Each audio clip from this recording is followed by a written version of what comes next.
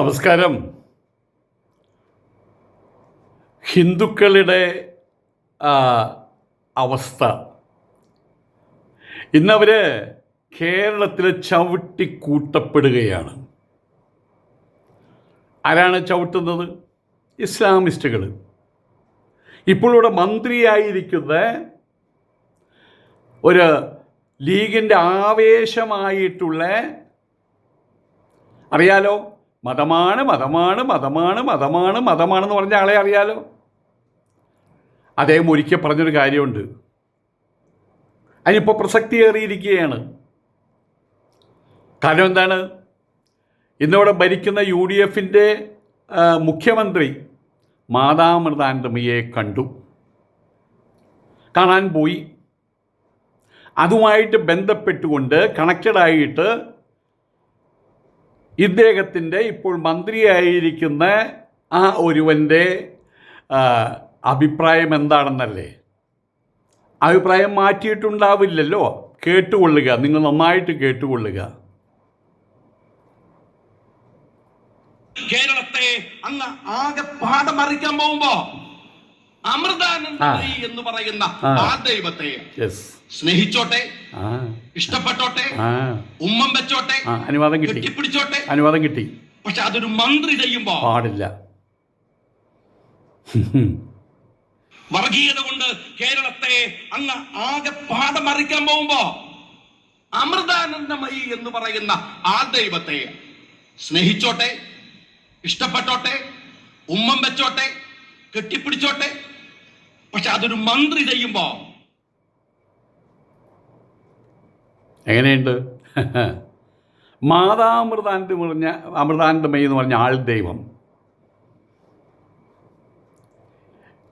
ദൈവം എന്നല്ലേ പറഞ്ഞുള്ളൂ, വേറൊരു വാക്ക് ഉപയോഗിച്ചില്ലല്ലോ. അതിന് നമുക്ക് ഇദ്ദേഹത്തോട് നന്ദി പറയാം. വാസ്തവത്തിൽ ഇനി മറ്റൊരു വാക്കാണ് ഉപയോഗിച്ചതെന്നാലും നമുക്ക് കേട്ടിരിക്കാനല്ലേ പറ്റുള്ളൂ. കാരണം നമ്മൾ മതേതരത്വവാദികളല്ലേ. ഹിന്ദു എന്ന് പറഞ്ഞാൽ ഹിംസയിൽ നിന്ന് വിട്ടുപോയവനാണല്ലോ. അവനെപ്പോഴും സഹിച്ചിരിക്കേണ്ടുന്നവനാണല്ലോ. അങ്ങനെയാണ് ഇപ്പോൾ പറഞ്ഞു പരത്തിയിട്ടുള്ളത്. ഏതായാലും ഇപ്പോൾ ഇവിടെ മുഖ്യമന്ത്രിയായിട്ടുള്ള VD സതീശൻ മാതാമൃതാനന്ദമയെ കാണാൻ പോയ സമയത്ത് ചൊറി പൊട്ടുന്നത് ആർക്കാണ്? ഇവിടെയുള്ള ഇസ്ലാമിസ്റ്റുകൾക്കാണ്.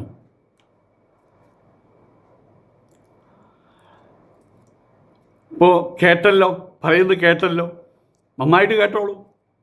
ഒരു മൂത്ത മൂരിയുടെ അധിക്ഷേപമാണിത്. ഇവിടെ വേറെയും ആൾദൈവങ്ങളുണ്ട്.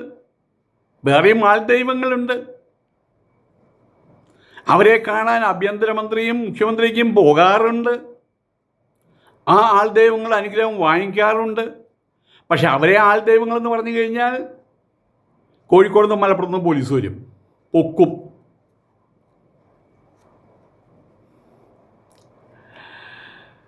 പക്ഷെ ഇവരെ സംബന്ധിച്ചിടത്തോളം ഇവർക്ക് ആരെയും അവഹേളിക്കാം. മാതാമൃതാനന്ദമയി അവരെ ആൾദൈവം എന്ന് പറഞ്ഞ് അവഹേളിക്കാം. ആരുണ്ട് ഇവിടെ ചോദിക്കാൻ? ഇപ്പോൾ സ്ഥിതി എന്താണ്? ആ ആളെ നമ്മളെ കേരളീയർ മന്ത്രിയാക്കി വെച്ചു കഴിഞ്ഞു. ഇത് പറഞ്ഞ KM ഷാജിയെ കുറ്റം പറയാൻ പറ്റുമോ? ആ KM ഷാജിയെ മന്ത്രിയാക്കിയത് ആരാ? കേരളീയരാണ് മന്ത്രിയാക്കിയത്. ഞാൻ വെറുതെ പെട്ടെന്ന് മനസ്സിൽ തോന്നിയതാ. ഇങ്ങനൊരാൾ ഉത്തരേന്ത്യയിൽ മന്ത്രിസ്ഥാനത്ത് കയറുന്നു ഉണ്ടോ? ഞാൻ എപ്പോഴും പറയാറുണ്ട്, ഒരു ഇരാവാൻ കൾട്ട്. ഇരാവാൻ എന്ന് പറഞ്ഞാൽ വീണ് കിടക്കുന്നവരുടെ ഒപ്പം നിൽക്കുന്ന ഒരാൾ. വീണ് കിടക്കുന്നവരെ പിടിച്ചെഴുന്നേൽപ്പിക്കുക. ഒരിക്കൽ മുസ്ലിം സമൂഹത്തിന് വേണ്ടി ഞാനത് ചെയ്തു. നീണ്ട 8 വർഷം സംഘപരിവാറുകാരാൽ ചവിട്ടി മെതിക്കപ്പെടുന്നു. ലവ് ജിഹാദിൻ്റെയും ഹലാലിൻ്റെയും തുപ്പലിൻ്റെയും കൊറോണ പടർത്തിയതിൻ്റെയും പേരിൽ അത് കണ്ടപ്പോൾ എനിക്കൊരു വിഷമം തോന്നി. അഥവാ ഈ വിഡ്ഢിക്കൊരു വിഷമം തോന്നി 8 വർഷം അതിനുവേണ്ടി ഞാൻ കുരച്ചു പട്ടികളുടെ പോലെ. പക്ഷെ ഇപ്പോൾ മണ്ണ് പറ്റിക്കിടക്കുന്നത് ആരാണ്? ഹൈന്ദവ സമൂഹമാണ്. കേരളത്തിലെ ഹിന്ദുക്കളെ ഇപ്പോൾ ചവിട്ടിക്കൂട്ടുകയാണ് ചെയ്യുന്നത്. മതാമൃതാനന്ദമയി എന്ന് പറഞ്ഞ അമ്മ ഇവിടുത്തെ ഹിന്ദുക്കളുടെ കാണപ്പെട്ട ദൈവമാണ്. അവർക്ക് വലിയ ആരാധക വൃന്ദമുണ്ട്. ലോകമറിയുന്ന, ലോകം ബഹുമാനിക്കുന്ന, ലോകം ആരാധിക്കുന്ന ആധ്യാത്മിക ഔന്നത്യം ആണവർ. അപ്രകാരമുള്ള അമ്മയെക്കുറിച്ച് ഇപ്പോഴത്തെ മന്ത്രി മുമ്പ് പറഞ്ഞാണ് കേട്ടത്. മതമാണ് ആ മന്ത്രി പറഞ്ഞ് കേട്ടത്. ആ വാർത്ത ഇപ്പോഴാണ് അതിന് പ്രസക്തി ഏറുകയാണ്, അതിന് പ്രചാരം വർദ്ധിച്ചു വരികയാണ്. ഏതായാലും ഇപ്പോഴത്തെ നിങ്ങളുടെ ആറ്റിറ്റ്യൂഡ് ഇതൊക്കെ തന്നെയാണോ എന്ന് ചോദിച്ചാൽ ഉത്തരവുണ്ടാവില്ല. സമയം കാലം നോക്കി കാലുമാറ്റി ചവിട്ടാലോ. അമ്മയെ കാണാൻ പോയ മുഖ്യമന്ത്രി അതിനെക്കുറിച്ച് വലിയ രീതിയിൽ അധിക്ഷേപങ്ങൾ നടന്നുകൊണ്ടിരിക്കുകയാണ്. ഇതിനു മുമ്പ് പാണക്കാട് സമസ്തകളിൽ മുഖ്യമന്ത്രി പോയിരുന്നല്ലോ, ആഭ്യന്തരമന്ത്രി പോയിരുന്നല്ലോ. അന്ന് ഹിന്ദുക്കളാരെങ്കിലും തങ്ങളുടെ ഓപ്പൺ മീഡിയയിൽ വന്ന് പച്ചത്രി ഗുണ്ടായിസം കാണിച്ച ആ സമാഗമങ്ങളെ അധിക്ഷേപിച്ചിട്ടില്ല. പക്ഷേ ഈ പച്ചത്രി ഗുണ്ടായിസം, സൈബർ ഇടങ്ങളിലുള്ള പച്ചത്രി ഗുണ്ടായിസം ഇപ്പോൾ മദ്രസ പൊട്ടന്മാർ തങ്ങളുടെ ബ്രഹ്മാസ്ത്രമായിട്ട് കൊണ്ടു നടക്കുകയാണ്. ഇപ്പോൾ ഫോൺ എടുത്ത് നോക്കുമ്പോൾ അമ്മയെയും സതീശനെയും വലിച്ചു കീറുന്നു മാത്രമാണ് കാണാനുള്ളത്. മതാമൃതാനന്ദമയെയും മുഖ്യമന്ത്രിയെയും എല്ലാം മുസ്ലിം നാമധാരികൾ തന്നെ. ഫേക്കാണല്ലോ അല്ലേ. ആകട്ടെ, ഫേക്കായിരിക്കട്ടെ. പക്ഷേ ഈ ഒരു സാഹചര്യത്തിൽ എന്നെ സംബന്ധിച്ചിടത്തോളം എനിക്ക് ഇതിങ്ങനെ പറയാനുള്ളൂ. ഞാനൊന്നും പറയാനില്ലേ, അതെനിക്ക് പറയാനുള്ളൂ. കാരണം എൻ്റെ നല്ല മൊബൈലും ലാപ്ടോപ്പും ഇനി തിരിച്ചു കിട്ടാത്ത വിധമായി കഴിഞ്ഞല്ലോ. ഇനിയിപ്പോൾ തിരിച്ചു കിട്ടിയാൽ അത് യൂസ്ലെസ് ആകും. ഞാൻ കുട്ടികളെ, അതായത് പ്രസവിച്ച് വീണ കുട്ടികളെ എടുത്തുകൊണ്ട് നടക്കണ പോലെയാണ്, നിലത്ത് വയ്ക്കാതെയാണ് കൊണ്ടു നടന്നത്. ഞാനൊരു ദരിദ്രനാണ്, കിട്ടിയത് അതുപോലെയാണ് കൊണ്ടു നടന്നത്. അതാണ് അവിടെ വലിച്ചെറിയപ്പെട്ടിട്ടുള്ളത്. ഇനിയിപ്പോൾ നമ്മൾ അതിനെക്കുറിച്ച് ഓർത്തിട്ട് കാര്യമില്ല. ഞാൻ എൻ്റെ മനസ്സിൽ നിന്ന് ഡിലീറ്റ് ചെയ്ത് കളഞ്ഞു. ആ ലാപ്ടോപ്പും ആ മൊബൈലും ഡിലീറ്റ് ചെയ്ത് കളഞ്ഞു. സുഹൃത്തുക്കൾ സമ്മാനിച്ചതാണ്. അൽ റാഷിദിയ, നമ്മുടെ ലുലു സെൻറ്ററുണ്ട്, അവിടെ പോലീസ് സ്റ്റേഷനുണ്ട്, അതിൻ്റെ ഓപ്പോസിറ്റ് ഒരു കടയിൽ നിന്നാണ്, അവിടെ വെച്ചിട്ടാണ്, അവിടെ ഞാൻ എൻ്റെ കവർ വാങ്ങിക്കാൻ പോയപ്പോഴാണ് ഈ വിവരം അറിയുന്നത് ഇത് നല്ല വിലയുള്ളതാണെന്ന്. അപ്പോൾ അവിടെ കവർ വാങ്ങിക്കാൻ പോയപ്പോൾ അവർ പറഞ്ഞു കവർ ഇപ്പില്ല, ഞാൻ 2 ദിവസം കഴിഞ്ഞാൽ സ്വാമിക്ക് വാങ്ങിച്ചു കൊണ്ടിട്ട് പറഞ്ഞു. ശരിയെന്നും പറഞ്ഞു. ആ കവർ എനിക്ക് അവർ അതിൻ്റെ വില എത്രയും ചോദിച്ചപ്പോൾ എന്നോട് പറഞ്ഞത് എന്താ അറിയാമോ? 1 രൂപ എന്ന് പറഞ്ഞു. 1 രൂപ വെച്ചാൽ 1 ദിറം. 1 ദിറമോ? സ്വാമി അത് തന്നില്ലെങ്കിലും കുഴപ്പമില്ല, ഇതെൻ്റെ സമ്മാനമായിരിക്കട്ടെ എന്ന് പറഞ്ഞു. എനിവേ ആ സമയത്ത് ഈ മൊബൈൽ നോക്കിയിട്ട് പറഞ്ഞു നല്ല മൊബൈലാണല്ലോ. അപ്പോൾ ചോദിച്ചാൽ എന്താ വില? 84,000 രൂപയാണ് അന്നത്തെ മാർക്കറ്റ് വില. ഞാൻ നിന്നോടത്ത് നിന്ന് ഞെട്ടിത്തെരിച്ചു പോയി. അതുപോലെ തന്നെ ലാപ്ടോപ്പും അവർ എനിക്ക് സമ്മാനമായിട്ട് കിട്ടിയതാണ്. ഇത് 2 പോലീസ് എടുത്ത് കൊണ്ടുപോയി, അത് അവരുടെ ഡ്യൂട്ടി. ഏതായാലും സംഭവം പറഞ്ഞിട്ട് മറ്റൊരു മഹാനുഭാവൻ എന്നോട് കരുണ തോന്നിയിട്ട്, അതേ യൂറോപ്പിലായിരുന്നു എന്ന്, അവിടെ നിന്ന് വിളിച്ചു. സ്വാമിക്ക് ഞാനൊരു ലാപ്ടോപ്പും മൊബൈലും വാങ്ങിച്ച് തരുന്നുണ്ട് കേട്ടോ എന്ന് പറഞ്ഞു.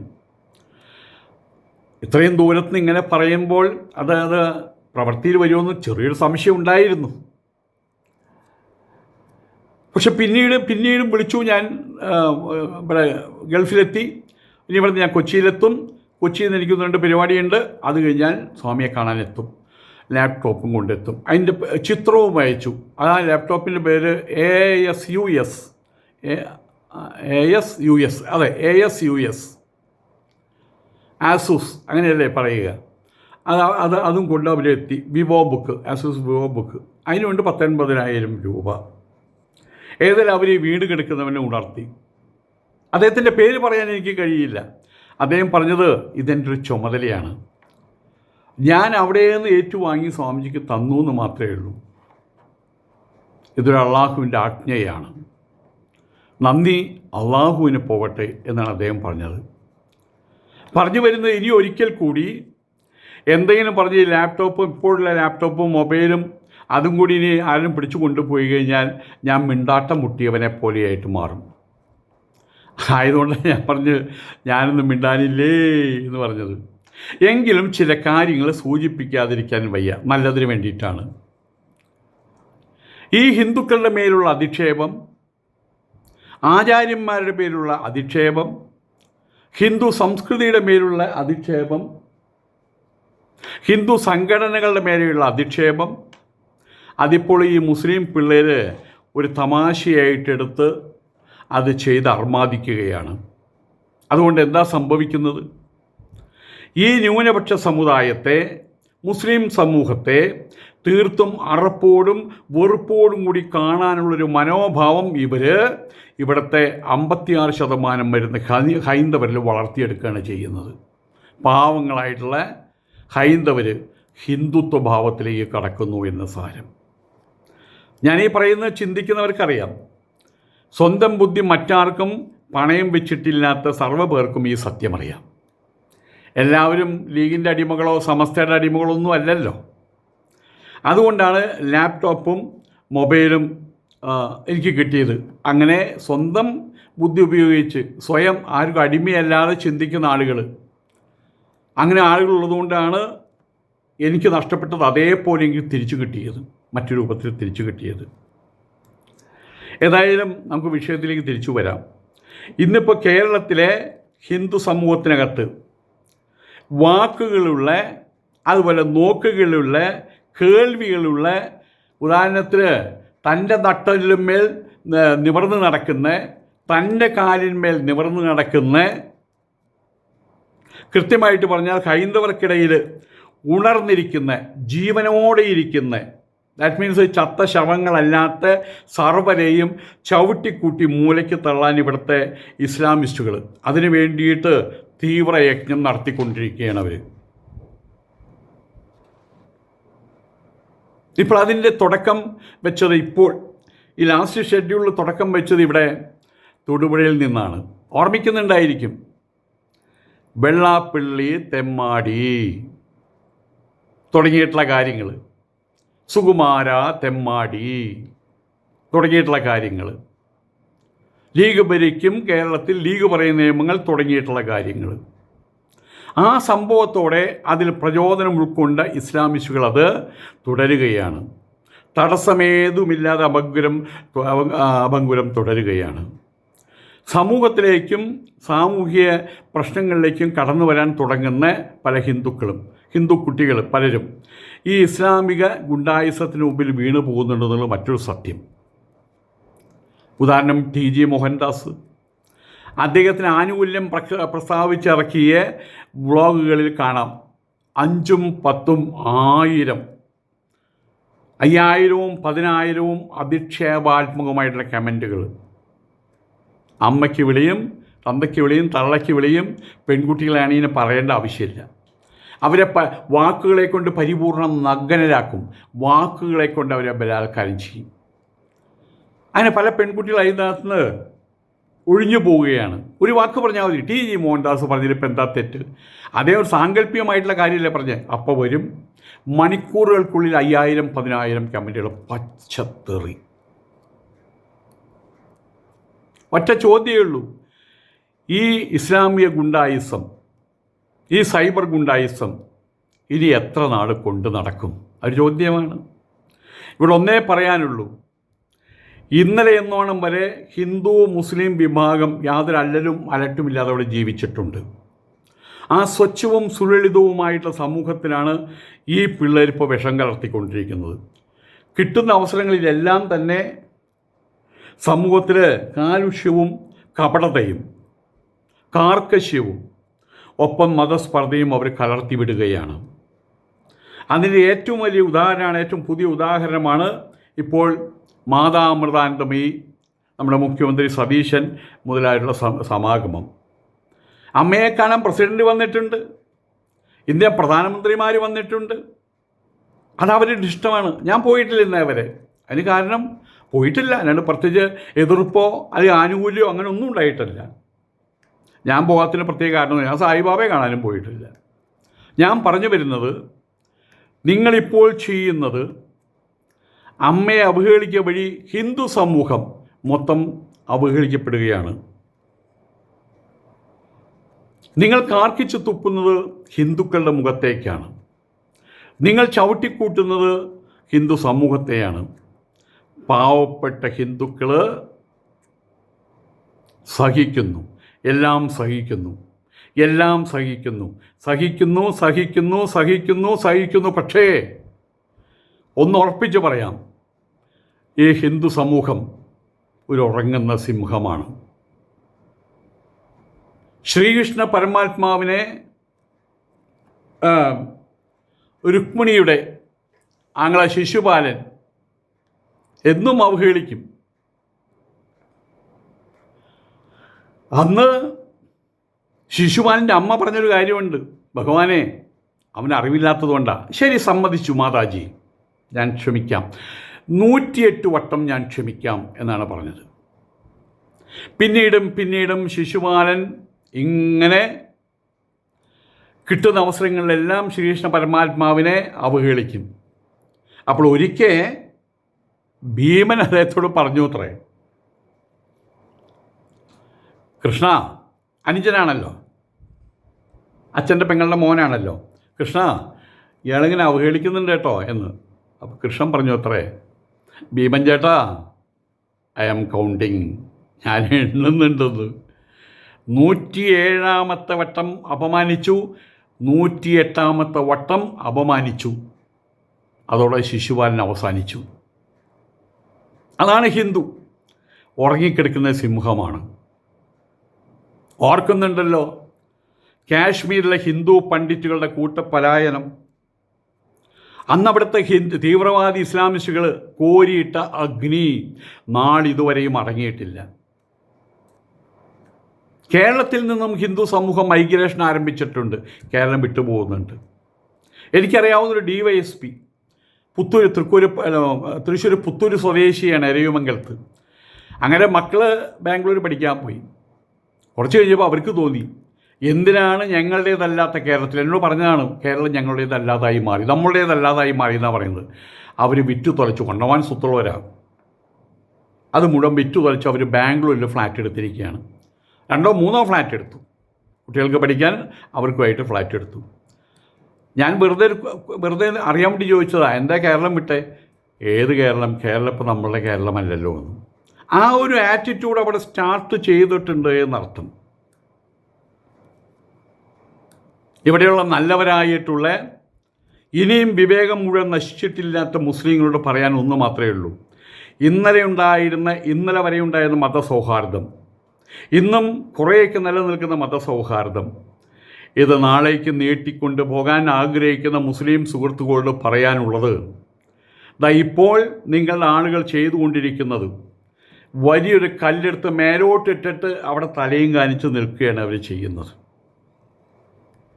നിങ്ങളെറിയുന്ന കല്ല് നിങ്ങളുടെ തല പൊളിക്കും ഇന്നലെ ഈ നാളെ. ഇതെൻ്റെ ഒരു പ്രവചനമാണ്. നാളിതുവരെ കണ്ടിട്ടില്ലാത്ത അതിഘോരമായിട്ടുള്ള ടെറിബിൾ അധിക്ഷേപങ്ങളും അവഹേളനങ്ങളുമാണ് ഹിന്ദുക്കൾ ഇപ്പോൾ സഹിച്ചുകൊണ്ടിരിക്കുന്നത്. കേരളത്തിൽ ഇനി ഹിന്ദുക്കൾ വേണ്ട എന്നാണോ ഈ തീവ്ര ചിന്താഗതിക്കാരുടെ നിലപാട്? പണ്ഡിറ്റുകളോട് കാണിച്ചത് അതാണല്ലോ, നിങ്ങൾ ഇനി ഇവിടെ വേണ്ട, എല്ലാം ഇട്ടെറിഞ്ഞ് പോകേണ്ടി വന്നൊരു സുപ്രഭാതത്തിൽ ഉടുതുണിക്ക് മറുതുണിയില്ലാത്ത അവസ്ഥ അവർക്കുണ്ടായി.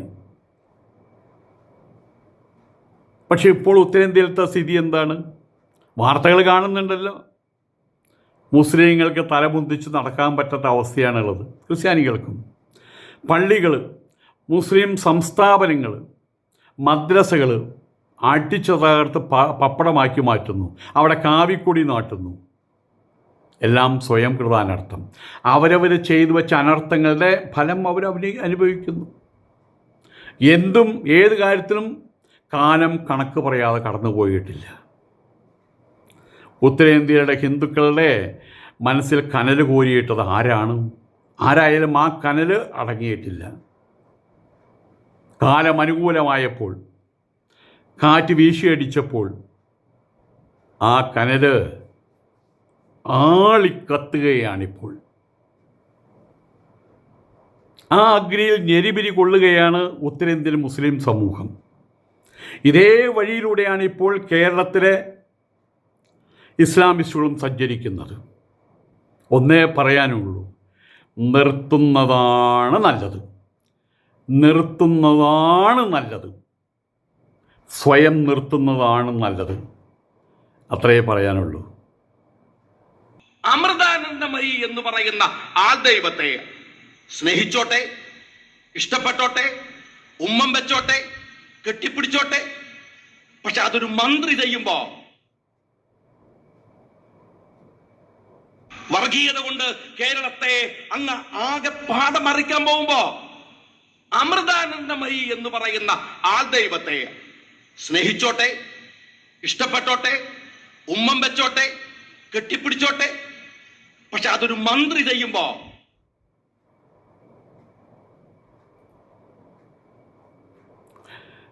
നമസ്കാരം.